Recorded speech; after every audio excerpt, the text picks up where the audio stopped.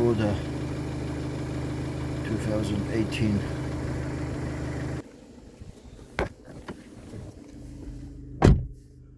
How to reset dashboard after replacing a battery. I replaced the battery, charged it, put it back, and guess what? Everything over here was lit up like Christmas tree. I thought what I'm gonna do is that all this steering, ESP, ASS, everything. Now everything is worked. So the procedure is like that.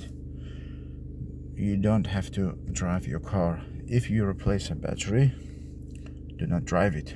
Okay, stay where you are. Just start it on. All right. Well, I'm already done it, obviously. So you have to hold the brake. Well, it is if it's automatic. Hold your brake and turn the steering. Steer all the way to the right. Hold for 3 seconds, for 5 seconds.